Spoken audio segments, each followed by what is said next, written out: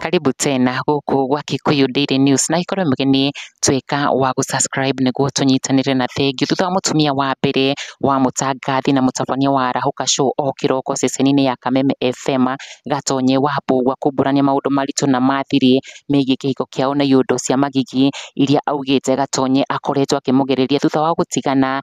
Riu Baby Top muthoni wa Kirumba ni umirite gucangira ndeto ino na gukinyiriria rita riri andu mekurugama na Boy Child na matigwitikira mundu ahotherwo ni undu wa kwanika ndeto cia muthuri wake na kihiko kiao na ni ndeto Gatonye Wambugua arakoretwo mburania kwanikwo mbere yake umite studio muthi wa ira aria Gatonye augite he ndeto cia cai ihariririo ng'enda-ini ciĩgiĩ mucii wake akiuga he andu marahagira ndeto cia cai niguo mahotherwo kuona we he andu na hau gabere mateithikite through kuhotherwo kugera njira oro ino. Gatonye akiuga mundu ni atige guthondeka ndeto itari cia bata ni auge live ni kuhotherwo arenda mbeca cia kwirugamia na thutha ucio mutumia uyu uria kumenyekanite na mutumia wa mbere wa Gatonye Wambugua oho ndeto ikihithuria ati matiganire kindu miaka 7 mihituku na uria uretwo Ruth Gathoni ni anikite ndeto itaroikaine ciĩgiĩ Gatonye, ciana ciao na kihiko kiao. Akiuga Gatonye ni amutiganirie na ciana ciao 4 riria ciari nyinyi, akiuga kundu akomaga nacio thibitari mahinda kwa mahinda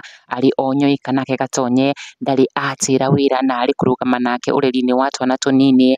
Ruth Gathoni akiumbura ena ruo thutha wa Gatonye kumutunya ciana icio riri mari agima na kuoya custody ya ciana icio. Akiuga Gatonye ndara mind feelings ciake kuona niwe wathinikire na ciana icio riria ciari nyinyi, riria gutiri undu angiekire riria ateng'eranagia nacio thibitari imwe kwa ingi, na Gatonye ona ndangitira wira tondu ni akometie mwana thibitari ona kana kumenyithia andu. Ruth akiuga riu ena ruo kuona Gatonye ndetikagira athie one ciana ciake ona kumuteithia ndamuteithagia, haria augite ni akoretwo agietha platform cia ng'enda haria angeiturura na iturure maruo maya akoretwo akigerera. Na thutha wa ndeto ici andu ni meumirite in huge numbers kwaririra ndereti ino iria riu yohete mwerekero ungi thutha wa Kenya kurugama na Gatonye Wambugua uria niwe uraikara na ciana ciao ciothe. Gatonye agikungwirwo ni kurugama na ciana ciake ona thengia wa ndeto kuhithurio ati his first wife Ruth Gathoni moved on after their separation na akihika kuri muthuri ungi kuma mwena wa Western Kenya.